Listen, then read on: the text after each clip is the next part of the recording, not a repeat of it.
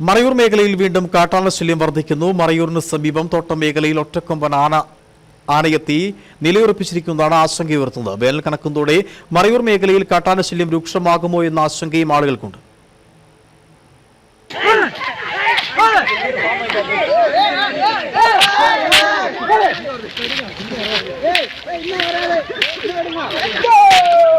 മറയൂർ മേഖലയിൽ വീണ്ടും കാട്ടാന ശല്യം വർദ്ധിക്കുകയാണ്. മറയൂരിന് സമീപം തോട്ടം മേഖലയിൽ ഒറ്റക്കൊമ്പൻ ആനയെത്തി നിലയുറപ്പിച്ചിരിക്കുന്നതാണ് ആശങ്ക ഉയർത്തുന്നത്. കഴിഞ്ഞ ദിവസം തൊഴിലാളികൾ താമസിക്കുന്ന ലയങ്ങൾക്കരികിൽ വരെ കാട്ടാന എത്തിയിരുന്നു. തോട്ടം മേഖലയായ തലയാറിലും കടുകുമുടിയിലുമുള്ള ആളുകളിലാണ് ആശങ്ക കൂടുതലായി രൂപം കൊണ്ടിട്ടുള്ളത്. ഏറെ നാളുകൾക്ക് ശേഷമാണ് ഒറ്റക്കൊമ്പൻ ആന ഈ മേഖലയിലേക്ക് എത്തിയിട്ടുള്ളതെന്ന് ആളുകൾ പറയുന്നു. കാട്ടുകൊമ്പൻ പടയപ്പിയുടെ സാന്നിധ്യവും ഈ മേഖലയിൽ ഉണ്ടാകാറുണ്ട്. വേനൽ കനക്കുന്നതോടെ മറയൂർ മേഖലയിൽ കാട്ടാന ശല്യം വർദ്ധിക്കുമോ എന്ന ആശങ്ക ആളുകൾക്കുണ്ട്. News bureau, Adimali.